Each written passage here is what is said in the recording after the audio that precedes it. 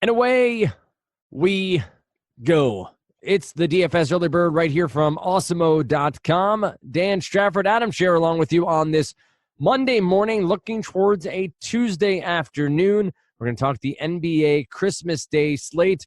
For those of you who celebrate, a very Merry Christmas Eve, and this will carry you over until Christmas itself. Adam, how the hell are you doing?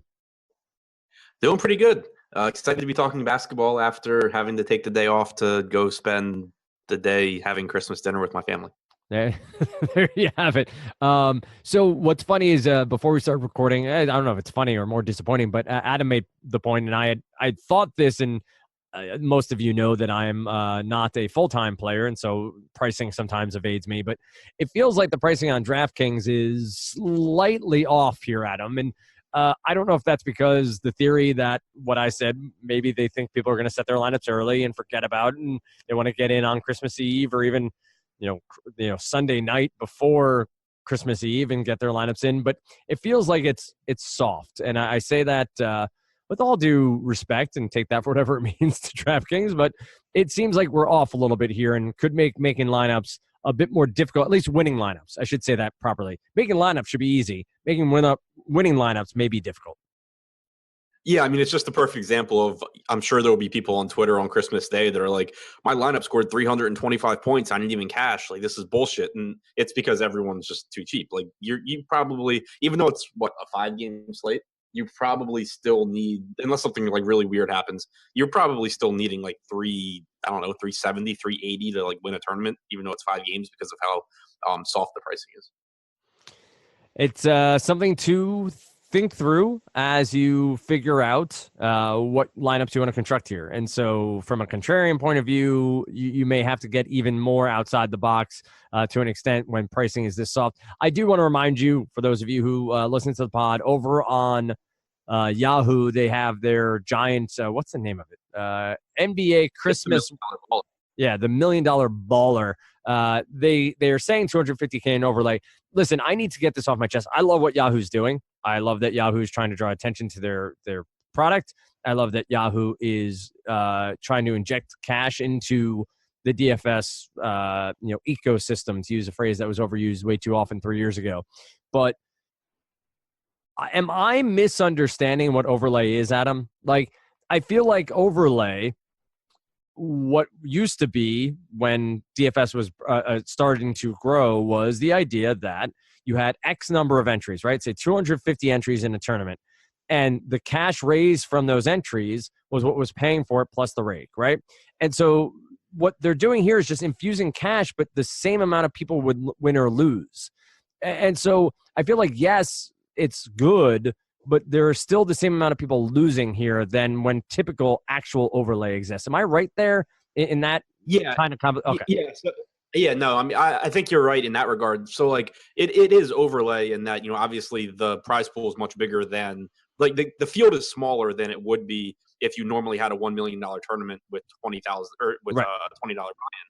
But you're right in that, like, back when, DraftKings would have overlay because it just wouldn't fill, it was more than 20% of the field would cash, because it would be the equivalent of, like, if Yahoo basically set the cash, the number of people that cash to 20% of whatever the number of entrants would be normally in a $1 million guarantee, and then still cap the field. Right. So, like, 30 or 35% or whatever the field would cash. So yeah, as far as the cash percentage, you're definitely right there. Like, they still are setting it so that 20% of the field cashes. Right. And so, and again, the extra money being in there is fantastic. And I don't want to sound like a wet blanket here, but I hate the misuse of terms. I'm a big, I like shared terms. I like shared definitions of things, and that's me being a nerd. I get it. But I also don't love the idea of it being slightly off here. And that it's a personal grievance. But I would just wanted to say that somewhere on record, that it is not the overlay we knew, and it's almost the reverse overlay, right? To what Adam just explained. It's not that, you're almost guaranteed to catch. There was a tournament. Oh, this is such a funny story. Sporting News, Adam, hosted a tournament on FanDuel.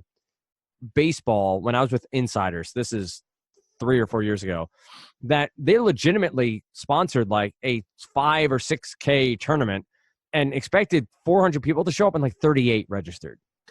And it was a guaranteed prize pool. And so I put as many lineups in as I could, and they did it for 6 weeks in a row. Like, it just kept happening every Friday. So I started telling people, and finally they realized, oh, wait, we're losing money. Like, we're full on just like, we're not getting subscribers. There are people who aren't subscribers here just winning our money. So nonetheless. I do think so. I don't think we've seen it with the football ones. I would be kind of shocked if this basketball one fills up. I agree with that. 10 entry max, capped at 37,500 people on Christmas Day. I'd be pretty surprised if they even hit that cap, which would then start giving you overlay on the overlay. And at that point, you would be getting into what you were talking about, where over 20% of the field cashes. Right. And that's where I'm in. Like, and I've been in over there anyway. But like, that's where there's the benefit. There's the win for everyone. And the legit overlay of, if you can get this to where, you're saying 20%, but if you can get where it's just 28,000, I don't even see them getting that high. I'd be surprised. Yeah, I'd be real. It's going to be one to track, and good for them. Good for them for trying to draw people over and get people talking about their product, and they've done just that. If you're looking to play over there and haven't yet used it, you can use the promo code Awesemo, and it'll get you a $30 bonus over there at Yahoo. So definitely take advantage of that. Take advantage of the overlay they are giving you and the cash that is infused into those games, if you so choose. We're going to talk today position by position quickly. This is a foundation to get you ready for Christmas Day. From what I understand from a programming perspective, Josh will be with you for NBA Strategy Show Christmas morning. And at which point he will also announce the winner of the Awesemo 24 days of giveaways, full year-long promo win. So that is a full subscription to Awesemo, all bells and whistles, that will be given away on Christmas morning. So Merry Christmas to those who win, or the singular person who wins. And by doing that, we have had up until this podcast record, 23 days of that, where you can submit a comment. You subscribe to the podcast either via iTunes or subscribe to our YouTube channel, and make sure to leave a rating. So over on iTunes, whatever rating you so choose, I would hope it's 5 stars, but if it's not, let us know why, and then leave a comment. That comment can be about anything you so choose. I will also give you a question before small forwards as we go position by position here. Adam, are you ready to talk some Christmas Day basketball? Yeah, just one more programming note real quick. I will have the deep dive article for the Christmas Day slate also out sometime on Christmas Eve, the 24th. I'm not even going to say in the afternoon because that's probably too optimistic, but sometime on the 24th. So, you'll be able to read it either, before you go to bed on Christmas Eve, or at the, very worst, it'll be up as soon as you get up on Christmas morning. I'll have it submitted at some time, probably in the evening on the 24th. Listen, Johnny, Sally, Jimmy, I got to read Chip My Money's article.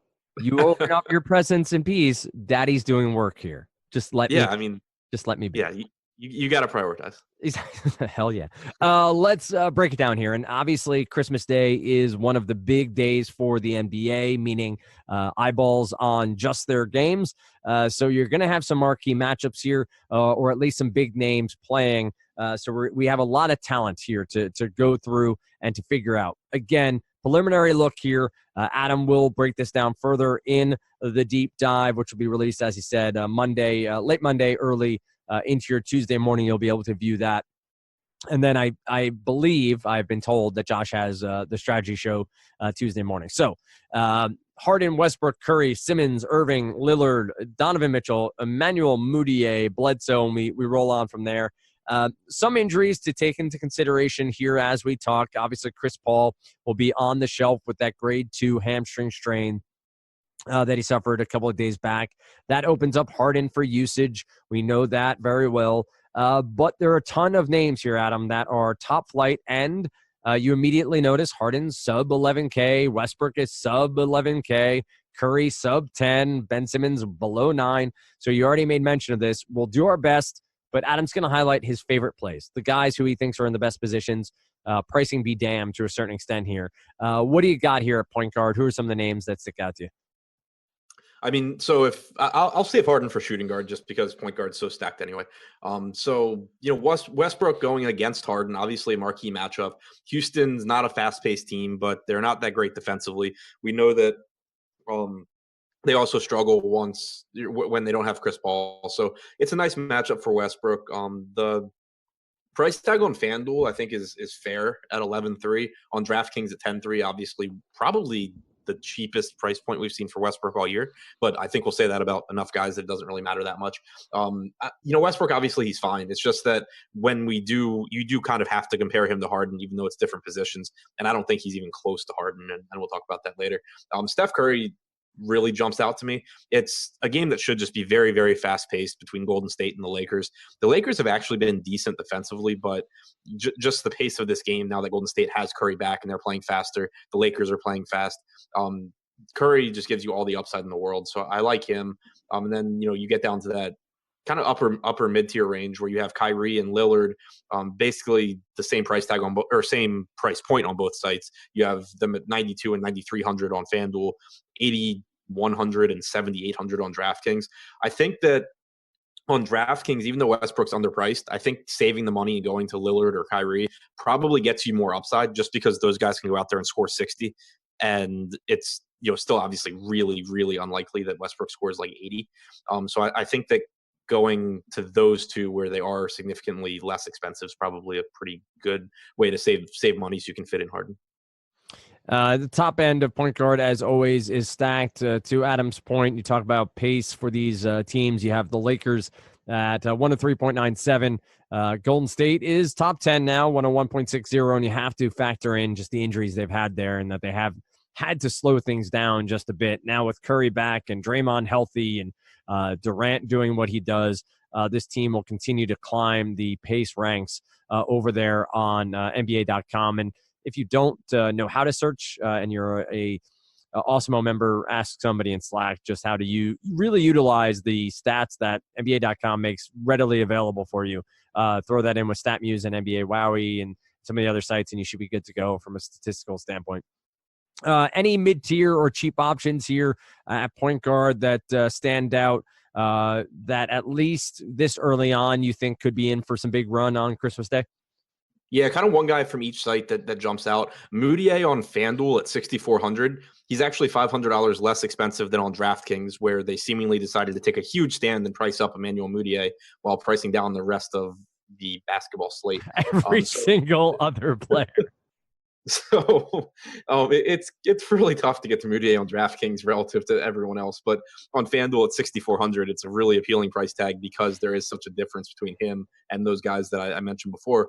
On DraftKings, you have Ricky Rubio at $5,400 compared to $6,700 on FanDuel in a matchup against a Portland defense that actually has not been that great lately.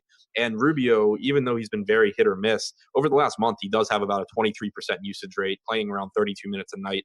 It's just too cheap of a price tag on DraftKings. Ricky Rubio, $17 over there on Yahoo. So compare that to Westbrook at the top at 48. It's not apples to apples, but a nice savings there. When you think, again, average salary when you start is $25. So you're getting him at sub-average salary if you go 25 for each position. Moutier is at $19 over there. Andre Iguodala, point guard eligible over on Yahoo. So take that for what it's worth. I don't see any $10 cheapies that jump off the page to me over on Yahoo for point guard. No, there isn't. I mean, Ntilikina and Burke are both $10, but they deserve to be.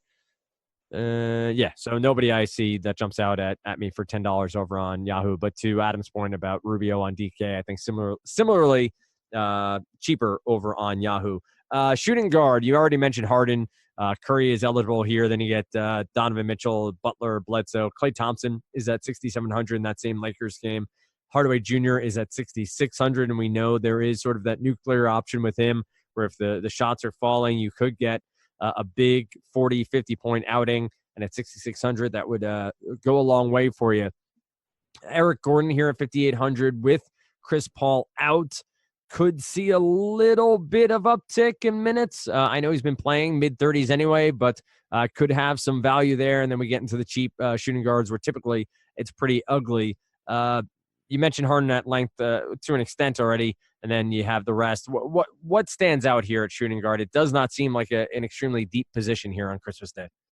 Right. Shooting guard, I don't think is anywhere near as deep as point guard. And so, obviously on FanDuel, you don't have a choice. But on DraftKings, I want Harden at the shooting guard spot, I would imagine, in most lineups, just because there's not as much opportunity cost. But he's absolutely a priority for me here.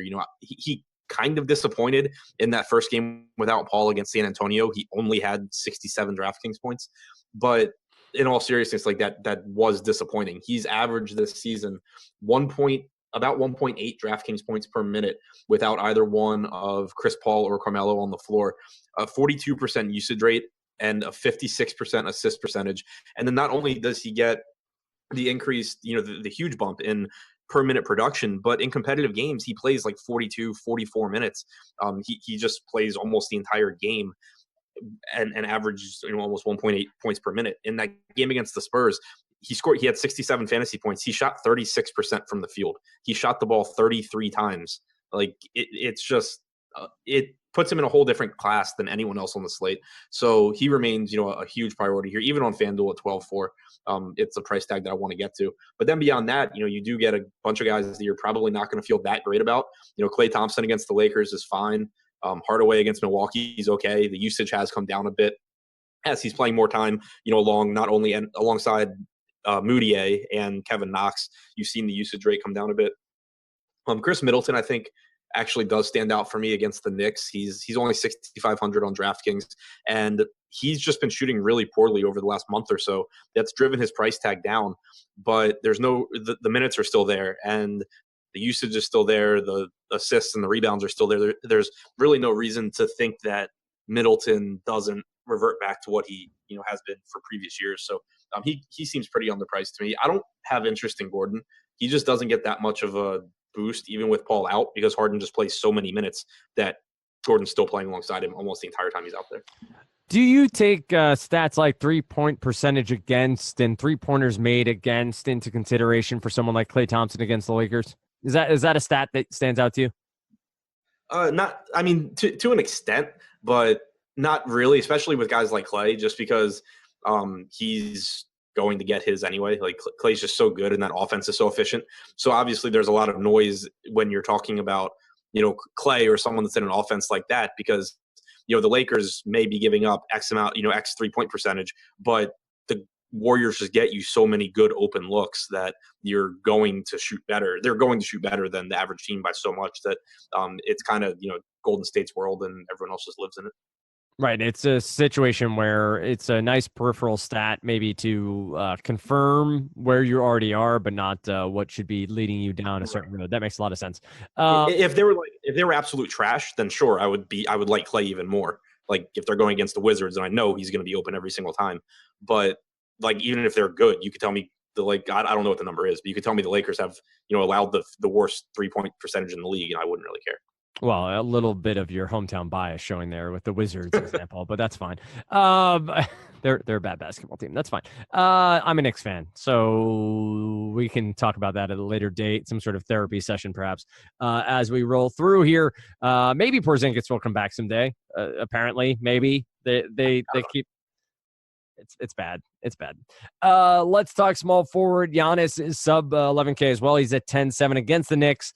Listen, this is a game where I assume Giannis will do whatever the hell he pleases. Like I don't see anyone on the Knicks stopping him other than himself. Like I think this is a game where if it somehow remains close, if Hardaway Jr. and Moutier are both shooting the lights out, this could be an absolutely gigantic day for Giannis. I don't see anyone defensively who's going to match up with him. You have LeBron, Paul George, KD is at 9,300. Ben Simmons, Butler. So tons of names here. You then get into the mid-tier with Tatum and Marcus Morris and Eric Gordon. What are you doing at the top? Does Giannis make the cut here as one of the more expensive guys you're willing to look at, or do you think the price point, even on this slate, is a little bit off? Yeah, I think it's a little bit off just relative to other superstars. It's not to take anything away from Giannis, but on DraftKings, he's $200 less than Harden, and I've already made it clear that I love Harden. On FanDuel, and on DraftKings, he's more expensive than LeBron. On FanDuel, he's 100 more than LeBron, Durant. It's just tough, and he also doesn't normally play quite as many minutes. Like, I think Giannis probably in a competitive game plays like 36 minutes here, whereas you get around 42 from Harden, you get around 38 from LeBron. It's just really tough to prioritize him, even though I love him as a fantasy player. Where else do you go here at small forward? It feels there's, you got LeBron, Paul George, and KD, Simmons, Butler. There's enough talent here, but do you like the matchups, or do you see yourself maybe going a little bit cheaper at small forward? Yeah, I think it's a spot where I'll probably find myself looking to save a little bit of money. I do think that LeBron is a really good play here against Golden State. I think that Durant's a decent play as well. But especially like on DraftKings where you have the multi-position eligibility, we already talked about Hardaway and Middleton, but also, Jimmy Butler at $7,000 is fine. Kevin Knox should play 36 to 38 minutes at a $5,600 tag. So it's just a spot where the position sucks, but it's going to be tough to pay all the way up when I know I'm prioritizing Harden. All right, let's keep the ball rolling along here. Are there any cheap options before I hit power forward? Not anything great. Like, you can obviously look to like a PJ Tucker type. Al-Farouq Aminu is only 3,900 on DraftKings. Like, there are guys there that will play minutes. Your guess is as good as mine. What they do with them, because they're not good permanent guys. Yeah, and that's exactly where I'd go with someone like Kevin Knox. I get he's playing 35, 37 minutes, so the minutes are there, but the Bucks are very good on defense, and this should be a blowout. And I agree with Lofty, and I believe Adam, you're in the same boat. Like, predicting blowouts is dangerous, and when blowouts happen, typically the offense players on the team blowing out get their run. It's when it's a 45-25 game after one that I just don't see the Knicks really sticking in this one. So Knox makes some sense to me here at 5,600, but you're playing with fire a little bit that the Bucks don't just run them out of the gym pretty quickly here. Power forward has a lot of the same names. Draymond is our first non-small forward eligible player who's eligible here at power forward. Then you get into the likes of Al Horford and Noah Vonleh very quickly. Been pretty amazing to see how bad power forward's been. It is a 5-game slate, so that's a smaller slate, but still, power forward's pretty damn crappy here. I guess you have the likes of Mike Muscala, if that gets you excited, down here at 4,200. Played just 18 minutes last time out after being pretty crazily popular for DFS purposes last time. What do you got here? Do you go to a LeBron or Paul George or KD here rather than a small forward simply because the position isn't as deep? If I played them, I would still play them at small forward, I think, just because Draymond Green here is, to me, an absolute priority. Should play 34 to 36 minutes in a really, really appealing game. He's, I assume, getting the start at center because I see that Kevon Looney's benched and Jonas Jerebko's starting. So that should mean even more productive minutes for Draymond. But he's just still really, really underpriced to me. I guess it's only been a few games since he came back from injury, and it hasn't gotten to the levels we normally get it at. So he's absolutely a priority for me here.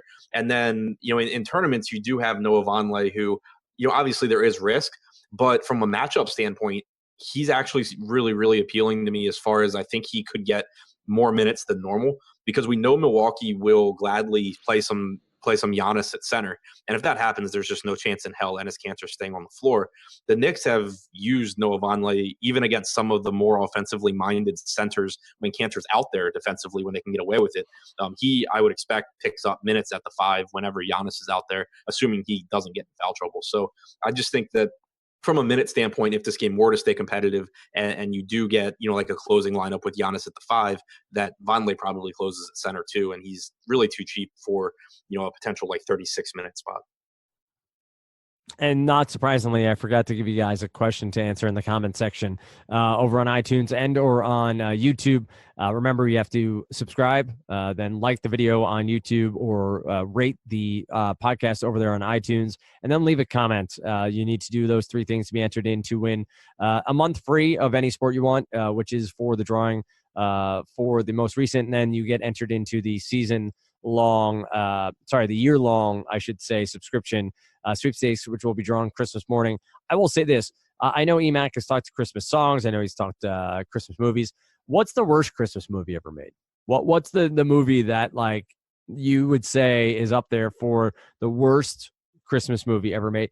Adam, you are not a movie watcher. I know that. I know you are also like 27 years younger than me. So that's not actually true. But you're probably 27 years younger than EMAC. Probably like right in there. Adam's like 12 years younger than me. Or no, you're not 20. What are you, 26, 27? You're 28. All right. So you're 9 years younger than me. All right. So we're close enough. We're close. But Office Christmas Party. Did you watch that? No, I don't think so. So it's a Jason Bateman movie, which came out 2 years ago, and that's why I thought you might have seen it. It may very well be. Maybe I did. I'm also really bad about remembering what I've seen until like I'm 30 minutes into watching it again, and then I'm like, oh, wait. But right. Deja vu. Why do I know this movie? Right, What's exactly. happening? But I like Jason Bateman, so there's certainly a chance. I saw it, and it just wasn't. That's what killed me. Like I'm a big fan, and it was one of the worst movies I've ever seen. Like it just kept on being that sort of movie where it was a bunch of stoned guys sitting in a room going, well, that'd be funny. Well, we should do that. That'd be funny. We should write. Yeah, that's great. Do that too. It was pretty bad. So comment on that or comment whatever the hell you want. So your favorite moment from the pod, your favorite moment from Awesemo, your favorite point guard on the slate, whatever it might be, leave a comment. We are happy to have them all. We'll read the best on the next podcast that we're on. Let's close it out here. Adam talking centers. Again, Adam will have the deep dive for the Christmas slate. We're releasing this pod on Monday morning. This will carry you through to Christmas Day. Again, Merry Christmas to those who celebrate. Happy New Year as we head towards that as well. I hope anyone who has kids that celebrates Christmas and still believes enjoyed it. Anyone who doesn't still believe enjoyed it just the same and has a great Christmas. But we're going to close it out with center. And then you do get content from Adam, the deep dive, and you get the strategy show on Tuesday morning with Josh. So let's close it out with center. And listen, it's not as deep as you may think it would be, even on a 5-game slate. You do have Embiid at the top against Boston, and we've seen that the Celtics may struggle at times against bigs. I know Baines is back, but it's a spot where sub 10K Joel Embiid has to at least be on your radar. You have Capella, Gobert, Steven Adams here against Houston, and Capella is somebody I enjoy, and same with Enes Kanter. And listen, I don't fear anyone with Kanter's offense. It's Kanter's defense that scares me, but that's where, as a Knicks fan, I have to let my bias aside. And 6,200, I see some upside here from an offensive perspective. Nurkic down to 6,100 on DK. Seeing some options here, Adam, at cheaper price points because of the pricing on DraftKings. What do you got? I have no idea how to not play Nurkic at 6,100. 8,100 on FanDuel is a lot more reasonable. But, I mean, in a matchup here against a traditional center in Gobert, there's no reason not to expect 30 to 32 minutes from Nurkic as long as the game's competitive. He's had plenty of success on a per-minute basis in this matchup as well. So really difficult for him to disappoint. You mentioned Capella. He's another one who is much more attractively priced on DraftKings, as are, I guess, most people. But if anything, he gets a boost from Paul being out as well, just because it's essentially all of his minutes now will be alongside Harden without Paul out there, and they just are so good in the pick and roll together. Capella's averaged about 1.2 fantasy points per minute this year without Paul or Melo on the floor when Harden's out there. So those two guys really stand out as mid-range options. And Embiid's price is nice in a vacuum. Like 9,500 on DraftKings is really good, but it's when you factor in that he's still 2,100 more than Capella. He's 3,400 more than Nurkic, and there are a lot of superstars to pay up for outside of Embiid that it makes it tough on DraftKings to get there. So I think it's actually more appealing on FanDuel, even though he is over 10K, just because he's like Capella and Nurkic are priced where they should be. I don't typically do this specifically to draw attention to this Twitter handle, but Worldwide Wob just shared out, and we're recording this Sunday night. Luka Doncic just hit a insane three-pointer to tie it against Portland with 0.6 on the clock from the corner. Watch it when you have a second. He's so good. He is so good. He's so slow. Like watching him play basketball, like it is one of those moments. But Dirk was too. I remember when Dirk came in the league, and not to lump Europeans into the same mold, but they play the game a slightly different way, and their athleticism slightly different where it's just they do the little things so well. And that's John Doncic just plays the game at such a higher level that I forget how slow he is. Yeah. Like, like I separate those two things out. But he's good. He's really I've been good really at proud of basketball. myself for actually getting over my biases as quickly as I did this year. I said at the beginning of the year that Luka Doncic was going to cost me so much money and also Trae Young, because I'm biased in favor of guys that can potentially just shoot the lights out like Young, and I'm biased against guys who are just slow and like Doncic. And I was like, man, it's like, I know Luka's good, and I know it's going to cost me money because I'm going to just bang my head against the wall, not rostering him. And I'm going to roster Trae Young every day. And I've actually not been doing it. I'm proud of myself for how quickly I put those aside.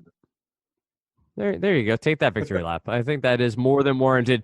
I typically with Lofty do a quick summation here, and we have 4 players above 10K, but I want to get your sort of read quickly here, and we got it as we went position by position, but on the stars. If there's one star, and we don't have to do above 10K, but one guy that is on the higher end of the spectrum, talk Harden, Giannis, LeBron, Russell Westbrook, let's throw Embiid, Durant, George, and Curry in there. We'll leave Simmons and sort of below beyond that. Is that the same over on DraftKings? You got George, LeBron. So that mix of players, who are you building around? Who's the guy that off the bat you want in your lineup, and then you'll figure out James Harden, no doubt about it, hands down. If I had to pick one guy, any price point, to have in 100% of lineups, if I had to have someone in 100% of lineups, it would be Harden, no question. And know that from what Adam said, he said, if I had to have him in 100% of lineups, I don't want people tweeting him like, you said Harden would be in 100%. You only have Harden in 85% of your lineups. Like, no, yeah. Right.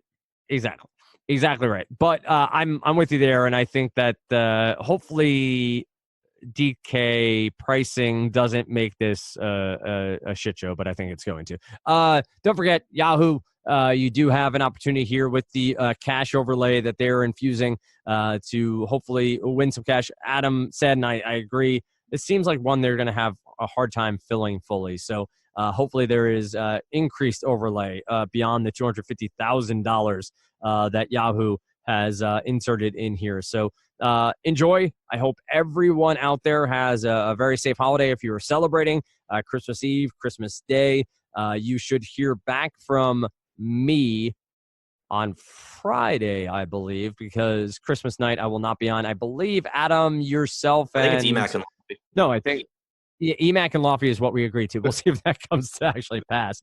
But Emac and Lofty did agree to do Christmas night, and then you'd hear from Adam and Emac on Thursday, myself and Lofty on Friday, and we go from there. So with that said, wish you guys the best of luck. We'll check you back here on the DFS EarlyBird presented by none other than Awesemo.com.